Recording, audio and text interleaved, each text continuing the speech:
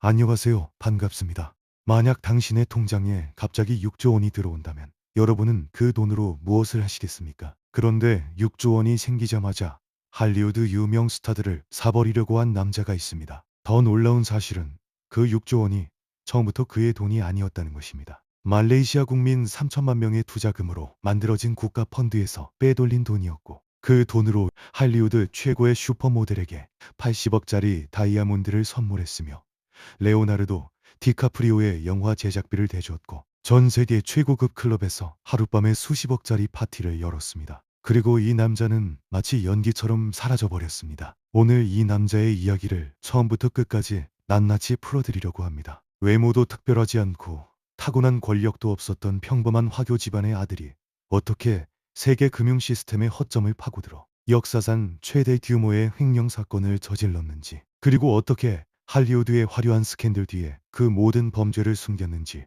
지금부터 하나씩 보여드리겠습니다. 이 이야기는 넷플릭스 드라마보다 더 극적이고 어떤 범죄 소설보다 더 치밀하며, 무엇보다 이 모든 것이 실제로 일어난 일이라는 점에서 더욱 섬뜩합니다. 조로우, 본명 로우탁지는 1981년 말레이시아 북서부에 위치한 항구 도시 페낭에서 태어났습니다. 페낭은 화교 문화가 가장 깊이 뿌리내린 도시로 오래전부터 중국계 상인들이 모여 살며 독자적인 경제 생태계를 만들어 온 것입니다. 조 로우의 아버지 레리 로우는 태국 출신으로 어린 시절 페낭으로 이주한 뒤 런던 정경대학교와 캘리포니아 대학교에서 공부한 엘리트였으며 의류 사업으로 상당한 재산을 축적한 인물이었습니다. 즉, 조 로우는 완전한 무일푼에서 시작한 것이 아니라 어느 정도 부유한 화교 집안의 아들로 태어났습니다. 하지만 여기서 중요한 점이 있습니다. 그의 집안은 분명 말레이시아 기준으로는 넉넉한 편이었지만 하룻밤에 수십억 원을 클럽에서 쓰고 슈퍼모델에게 80억짜리 보석을 선물하는 수준의 부자는 결코 아니었습니다. 다시 말해 태어날 때부터 그런 돈을 가진 사람이 아니었다는 것입니다. 그렇다면 이 남자는 도대체 어디서 그 엄청난 자신감과 야망을 키운 것일까요? 그 답은 바로 그의 학창 시절에 있습니다. 조 로우는 말레이시아에서 초등학교를 마친 뒤 영국의 명문 사립학교 할로우 스쿨로 유학을 떠납니다. 할로우 스쿨은 영국 총리 윈스턴 처칠, 시인 바이런, 인도 총리 네루가 졸업한 학교로 전 세계 왕족과 귀족 자제들이 다니는 곳으로 유명합니다. 바로 이곳에서 조 로우는 생애 처음으로 중동 왕족 자제들과 어깨를 나란히 하게 됩니다. 아부다비 왕족, 쿠웨이트 왕족, 사우디 왕족의 자제들과 같은 기숙사에서 생활하며 단순히 친구를 사귄 것이 아니라 훗날 수조 원짜리 사기극의 핵심 인맥을 이 시절에 이미 구축하기 시작한 것입니다. 조 로우가 깨달은 것은 단 하나였습니다. 돈이 많은 사람처럼 보이면 실제로 돈 있는 사람들이 먼저 나에게 다가온다. 이것은 단순한 허세가 아니라 그가 평생 써먹을 핵심 전략의 시작이었습니다. 할로우 스쿨을 졸업한 뒤 미국으로 건너가 세계 최고의 비즈니스 스쿨 중 하나인 펜실베니아 대학교 와튼 스쿨에 입학합니다. 와튼 스쿨은 도널드 트럼프, 일론 머스크가 다닌 학교로 전 세계의 금융계와 재계의 엘리트들이 거쳐가는 곳입니다. 조 로우는 이곳에서도 공부보다는 인맥에 집중했습니다. 재학 시절부터 중동 왕족 자제들을 위한 파티를 직접 기획하고 주선하면서 자신이 마치 엄청난 재력가인 것처럼 행동했습니다. 당시 그의 동기들은 훗날 인터뷰에서 이렇게 말했습니다. 우리는 조로우가 엄청난 부잣집 아들인 줄 알았어요. 항상 모든 비용을 결제하고 가장 비싼 레스토랑을 예약하면서 누구에게도 돈 걱정을 시키지 않았어요. 바로 이 시절 자신의 인생을 바꿀 가장 중요한 인맥 하나를 만들게 됩니다. 와튼 스쿨에서 만난 리자 아지즈는 단순한 친구가 아니었습니다. 이 만남이 훗날 6조 원짜리 사기극의 씨앗이 될 줄은 그 당시 아무도 몰랐습니다. 자, 이제 본격적으로 이 사기극의 핵심으로 들어가 보겠습니다. 리자 아지즈는 당시 말레이시아의 실권자로 떠오르고 있던 나집 라작의 의붓 아들이었고, 바로 이 연결고리를 통해 말레이시아 최고 권력 핵심부에 치밀하게 접근하기 시작했습니다. 만약 어떤 사람이 대통령의 아들과 대학 동창이 되었고 그 인맥을 이용해 국가 예산을 관리하는 펀드의 실질적인 설계자가 되었다면 여러분은 어떻게 생각하시겠습니까? 바로 그 일이 말레이시아에서 실제로 벌어진 것입니다. 와튼 스쿨 재학 시절 조 로우는 쿠웨이트, 아랍에미리트 등 중동 국가의 왕족 및 부유층 자제들의 인맥을 이용해 나짐 라작에게 자신이 중동의 막대한 국부 펀드 투자를 말레이시아로 끌어올 수 있는 유일한 글로벌 인맥의 소유자이자 해결사라고 철저히 위장했습니다. 나집 총리는 훗날 재판에서 조로우가 중동에서 영향력 있는 인물로 행세했기 때문에 오일머니 투자를 유치하기 위해 그를 곁에 두었다고 증언하며 그의 배경을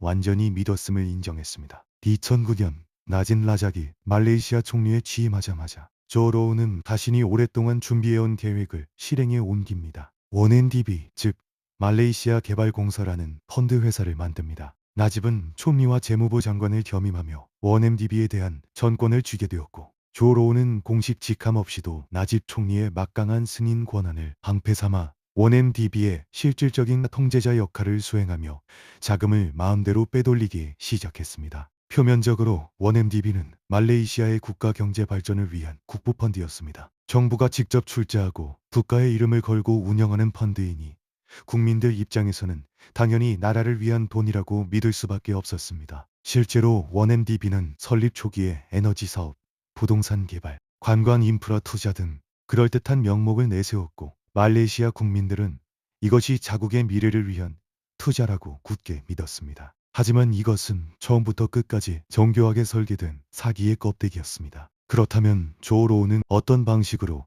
이 천문학적인 돈을 빼돌렸을까요? 그 방법은 생각보다 훨씬 더 대담하고 교묘했습니다. 조로우가 선택한 도구는 바로 채권 발행이었습니다. 원엠디비는 이 채권을 발행해 전 세계 투자자들로부터 막대한 자금을 끌어모았고, 그 규모는 무려 65억 달러, 한화로 약 8조 5천억 원에 달했습니다. 그런데 여기서 이 사기극의 가장 충격적인 공범이 등장합니다. 바로 골드만삭스입니다.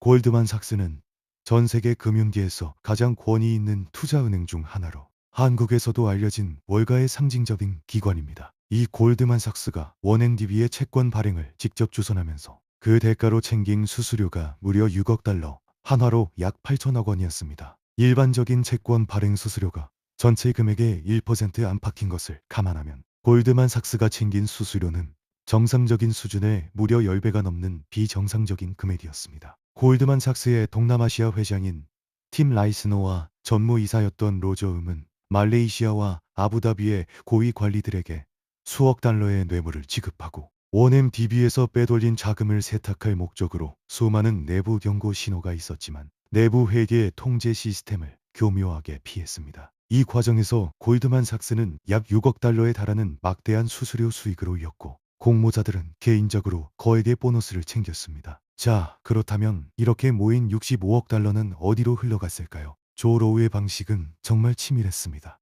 케이맨 제도, 영국명 버진 아일랜드, 싱가포르, 스위스 등 전 세계의 조세 피난처에 수십 개의 유령 회사를 설립했습니다. 조로우가 세운 페이퍼 컴퍼니들의 가장 큰 특징은 중동의 실제 국부펀드 같은 세계적인 거대 투자기관의 이름과 교묘하게 유사한 이름을 사용했다는 점입니다. 예를 들어 아부다비의 국부펀드 아바르의 자회사인 것처럼 가짜 역의 회사를 세워 자금을 빼돌리는 통로로 사용했습니다. 이러한 기만적인 방식을 통해 자신의 페이퍼 컴퍼니에 거짓된 명성과 신뢰성을 부여했습니다. 이는 투자자나 은행들이 깊은 실사를 진행하지 않고 거래를 승인하도록 시선을 돌리는 고도의 눈속임 전략이었으며, 이 가짜 회사들을 이용해 자산을 부풀려 막대한 차익을 남기기도 했습니다. 그렇게 합법적인 투자가 이루어지는 것처럼 횡령한 자금의 실제 출처와 자금 흐름을 철저히 은폐했습니다. 그리고 원앤디비에서 빠져나온 돈은 마치 세탁기를 돌리듯 여러 단계를 통해 세탁되었고, 최종적으로는 조로우와 나집 라작 총리의 개인 계좌로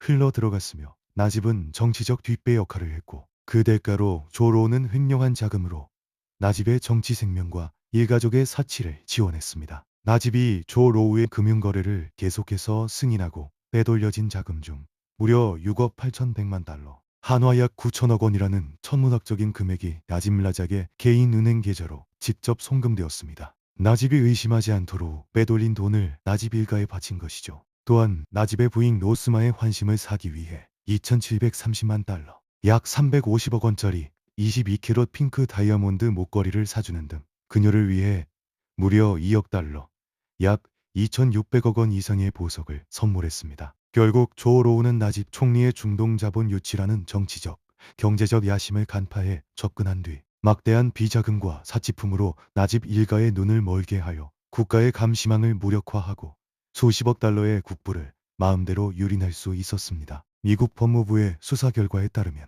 이렇게 횡령된 금액은 최소 45억 달러, 한화로 약 6조 원에 달하는 것으로 추정됩니다. 그리고 조로우는 할리우드로 향했습니다. 이제 새로운 꿈을 꾸기 시작합니다. 돈으로 살 수 없는 것은 없다. 명성도 권력도 심지어 할리우드도 모두 내 것이 될 것이다. 그리고 그것을 증명해 보였습니다. 빼돌린 돈으로 조로우는 전 세계를 무대로 상상을 초월하는 초호화 생활을 즐겼습니다. 2012년 로스앤젤레스. 조로우는 나빈 나작의 의붓 아들 리자 아지지와 레드 그레나이트 픽처스라는 영화 제작사를 차린 것입니다. 그런데 이 제작사의 첫 번째 프로젝트가 예사롭지 않았습니다. 당시 할리우드에서 가장 잘 나가는 감독 마틴 스코세이지, 그리고 당시 할리우드에서 가장 핫한 배우 레오나르도 디카프리오, 이 두 사람이 영화를 함께 만들고 싶어 했지만 제작비 때문에 난항을 겪고 있던 프로젝트가 하나 있었습니다. 바로 영화 더 울프 오브 월 스트리트였습니다.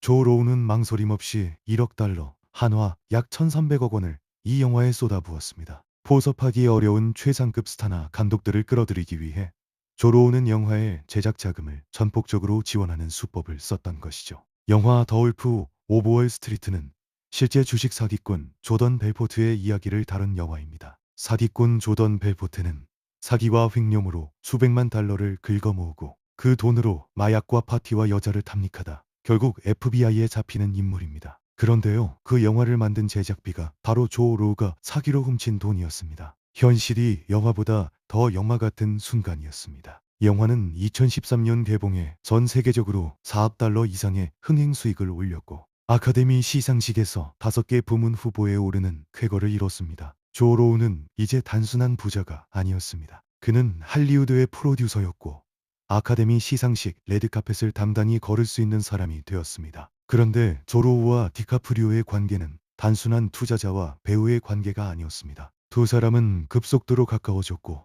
조 로우는 디카프리오에게 상상을 초월하는 선물들을 안겨주기 시작했습니다. 미국 법무부의 수사 기록에 따르면 조 로우가 디카프리오에게 선물한 것들의 목록은 다음과 같습니다. 첫 번째, 피카소의 그림, 가격은 약 32억 원이었습니다. 두 번째, 장 미셸 바스키아의 그림, 가격은 약 117억 원이었습니다. 디카프리오는 훗날 수사가 시작되자 이 선물들이 불법 자금으로 구입된 것임을 알게 됩니다. 그리고 피카소 그림, 바스키아 그림 등 수백억 원 상당의 모든 선물을 자진 반환했습니다. 디카프리오 측은 이 선물들이 불법 자금으로 구입된 것을 전혀 몰랐다고 밝혔고 수사당국도 디카프리오를 공범으로 보지는 않았습니다. 하지만 이 사건은 전 세계 언론의 헤드라인을 장식하며 할리우드 역사상 가장 충격적인 스캔들 중 하나로 기록되었습니다. 그렇다면 조 로우의 씀씀이는 디카프리오에서 멈췄을까요? 절대 그렇지 않았습니다. 그는 할리우드를 넘어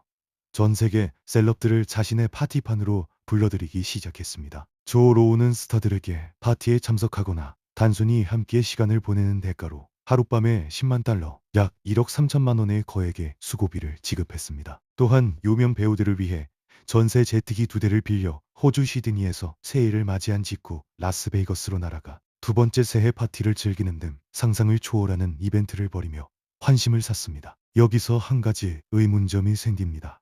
조 로우는 무엇 때문에 이토록 셀럽들에게 돈을 뿌리는 것일까요? 첫째, 셀럽들과의 파티 사진.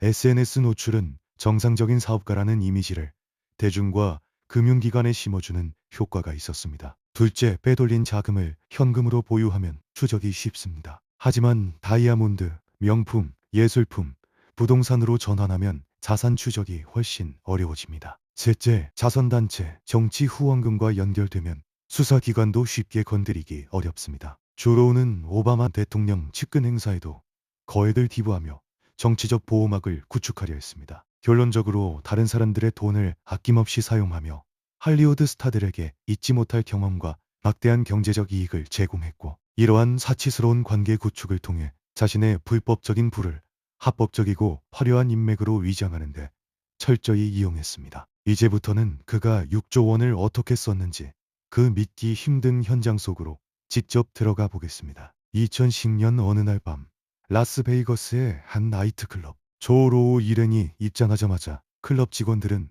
뭔가 다른 밤이 될 것임을 직감했습니다. 그는 자리에 앉자마자 크리스탈 샴페인 수십 병을 주문합니다. 그리고 클럽 안에 있는 모든 손님들에게 수를 돌렸습니다. 그날 밤 조 로우가 계산한 금액은 160만 달러, 한화로 약 21억 원. 단 하룻밤의 말입니다. 더 충격적인 것은 이것이 그에게는 특별한 날이 아니었다는 사실입니다. 라스베이거스, 뉴욕, 칸, 이비자, 생트로페를 돌아다니며 이런 파티를 수십 차례 반복했습니다. 그는 세계적인 팝스타들을 자신의 파티에 직접 불러들였습니다. 브리트니 스피어스, 어셔, 크리스 브라운.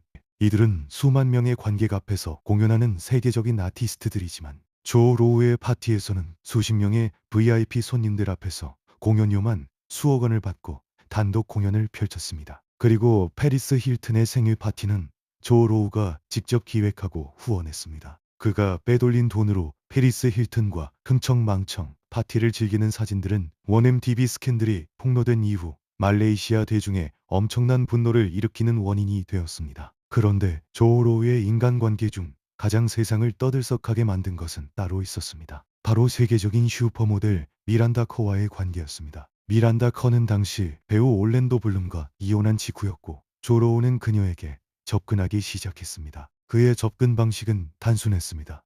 세상에서 가장 비싼 보석으로 마음을 사는 것이죠. 2014년 발렌타인데이 조 로우는 미란다 커에게 11.72캐럿 하트 모양의 핑크 다이아몬드를 선물했습니다. 하지만 그것은 시작에 불과했습니다. 미란다 커에게 다이아몬드 목걸이, 루비 귀걸이, 에메랄드 팔찌 등 각종 최고급 보석 세트를 선물했고 미국 법무부가 최종 집계한 미란다 커에게 단환한 보석의 총 가치는 약 80억 원, 약 600만 달러에 달했습니다. 미란다 커는 2018년 미국 법무부 수사가 본격화되자 이 보석들이 불법 자금으로 구입된 것임을 알게 된 후 전량 반환했습니다. 수사당국도 그녀를 피해자로 분류했습니다. 조 로우의 씀씀이는 보석에서 그치지 않았습니다. 세계 최고 수준의 미술품들을 마치 슈퍼마켓에서 물건 집어들듯 사들이기 시작했습니다. 미국 법무부가 공개한 압수 미술품 목록을 보면 입이 다물어지지 않습니다. 미국 법무부는 수백억의 미술품을 전량 압수해 경매에 붙여 피해보상 재원으로 활용했습니다. 하지만 미술품만으로는 부족했던 조 로우는 전 세계 주요 도시에 초호화 부동산을 사들이기 시작했습니다. 뉴욕 타임워너센터 고층 펜트하우스, 비벌리 힐스 초호화 맨션, 런던 고급 아파트까지 미국 법무부가 파악한 조 로우의 부동산의 총 가치는 수천억 원 규모였습니다. 그리고 이 모든 부동산은 당연히 본인 명의가 아니었습니다. 유령회사, 차명계좌, 신탁구조를 겹겹이 쌓아올려 추적을 불가능하게 만든 구조였습니다. 그리고 조 로우의 컬렉션 중 가장 상징적인 것이 하나 더 있습니다. 길이 91m, 약 300피트짜리 초호화 요트. 이 요트 안에는 수영장, 헬기 착륙장, 영화관, 최고급 객실 수십 개가 갖춰져 있었습니다. 요트 구입 가격만 약 2,500억 원. 유지비만 연간 수백억 원이 드는 이 요트를 조 로우는 전 세계의 바다를 누비며 파티 장소로 활용했습니다. 2018년 이 요트는 인도네시아 발리 해역에서 미국과 말레이시아의 공조로 극적으로 압수되었습니다. 요트의 이름 에퀴노미아는 평정심이라는 뜻입니다. 6조 원을 훔치고도 바다 위에서 평정심을 유지하던 남자 조 로우의 셀럽 네트워크는 여기서 끝나지 않았습니다. 킴 카다시안, 나오미 캠벨 등 전 세계 최정상급 셀럽들이 그의 파티에 초대되었고 이들에게 아낌없이 선물을 퍼부으며 자신의 이미지를 끊임없이 세탁해 나갔습니다. 그의 전략은 단순하면서도 치밀했습니다. 세상에서 가장 유명한 사람들과 함께 찍힌 사진 한 장이 어떤 배경보다 강력한 신뢰를 만들어낸다고 생각한 것입니다. 그리고 그 전략은 수년간 완벽하게 작동했습니다. 하지만 아무리 치밀한 사기도 아무리 완벽한 이미지 세탁도 결국 균열은 찾아옵니다. 조 로우 제국에 첫 번째 균열이 생기기 시작한 것은 그가 가장 안전하다고 믿었던 바로 그 순간이었습니다. 2015년 말레이시아 한 언론사 기자가 이상한 점을 발견합니다. 나짐 라작 총리의 개인 은행 계좌에 출처를 알 수 없는 거액이 입금되어 있다는 제보였습니다. 말레이시아 탐사 전문 매체와 월스트리트 저널이 이 제보를 바탕으로 집중 취재를 시작했고 곧 충격적인 사실이 드러났습니다. 나짐 라작 총리의 개인 계좌에 입금된 금액은 7억 3,100만 달러, 한화로 약 9,500억 원이었습니다. 한 나라의 총리 개인 계좌에 갑자기 1조 원에 가까운 돈이 들어와 있었던 것입니다. 나짐 라작은 처음에 이 돈이 사우디아라비아 왕실의 개인 기부금이라고 해명했습니다. 하지만 이 해명은 오히려 전 세계 언론의 의심을 더욱 증폭시켰습니다. 사우디 왕실이 말레이시아 총리대인 계좌에 1조 원을 기부한다는 것은 아무도 납득할 수 없는 설명이었습니다. 말레이시아에서 수사가 시작되었지만 나집 라작은 총리 권한을 이용해 수사팀을 해체하고 담당 검사를 교체하는 등 조직적으로 수사를 방해했습니다. 권력자가 공범인 사기는 내부에서는 막을 수 없다는 것이 다시 한번 증명되는 순간이었습니다. 하지만 조 로우가 간과한 것이 하나 있었습니다. 그가 훔친 돈의 상당 부분이 미국 금융 시스템을 통해 세탁되었다는 사실이었습니다. 미국 달러로 거래되고 미국 은행을 통해 이동하고 미국 부동산과 미국 영화에 투자된 돈. 이것은 미국 법무부가 직접 수사에 나설 수 있는 법적 근거가 되었습니다. 2016년 7월 미국 법무부는 미국 역사상 최대 규모의 해외 부패 사건으로 규정하고 자산 몰수 소송을 제기하며 뉴욕과 LA의 부동산, 피카소와 모네의 그림, 요트 에키노미아, 그리고 영화 더 울프 오브 월스트리트의 수익금까지 조 로우가 6조 원으로 사들인 모든 것들이 이제 하나씩 압수되기 시작했습니다. 2018년 5월 말레이시아 총선. 나짐 라작은 14년간 집권해온 여당을 이끌고 선거에 나섰지만 원엠디비 스캔들로 분노한 말레이시아 국민들은 역사적인 심판을 내렸습니다. 야당이 말레이시아 역사상 최초로 정권 교체에 성공한 것입니다. 선거에서 패배한 나짐 라작은 총리직을 잃었고 그와 동시에 그를 보호하던 모든 권력의 방패도 사라졌습니다. 선거 다음 날 나집 라작은 출국을 시도했습니다. 하지만 공항에서 출국이 저지되었습니다. 그리고 2018년 7월 나집 라작은 체포되었습니다. 2020년 7월 말레이시아 법원은 스캔들의 핵심 수혜자인 나집 라작을 권력 남용 및 자금 세탁 혐의 등으로 징역 12년과 2억 1천만 링깃 약 594억 원의 벌금형을 확정받아 수감되었으며 2025년 12월 재판에서 15년의 추가 징역형을 선고받았습니다. 그의 부인 로스마 만소르 역시 부패 혐의로 징역 10년과 9억 7천만 링깃 약 2,745억 원의 벌금형을 선고받았습니다. 전직 총리 부부가 실제로 감옥에 가는 순간이었습니다. 이 사건에서 가장 충격적인 장면 하나는 따로 있습니다. 2020년 수사 기록에 따르면 나짐 라작은 수사가 본격화되자 UAE 왕세자 모하메드 빈 자이드에게 직접 연락해 허위 대출 서류를 만들어 달라고 요청했습니다. 원엠디비에서 빠져나간 돈이 사실은 이로부터의 합법적인 대출이었다는 식으로 서류를 꾸며달라는 것이었습니다. 한 나라의 총리가 다른 나라의 왕세자에게 증거 조작을 부탁한 것입니다. 이 사실이 공개되었을 때 전 세계는 이 사기극의 규모가 단순한 금융 범죄를 넘어 국제 외교까지 오염시킨 사건임을 다시 한번 확인했습니다. 조 로우의 핵심 공범이자 나집 라작 총리의 의붓 아들인 리자 아지즈는 말레이시아 법원에서 2억 4,800만 달러의 자금 세탁 혐의로 기소되었습니다. 하지만 양아버지인 나집 라작 총리에게 불리한 증언을 하는 대가로 자신의 혐의를 취하받는 사법 거래를 성사시켰습니다.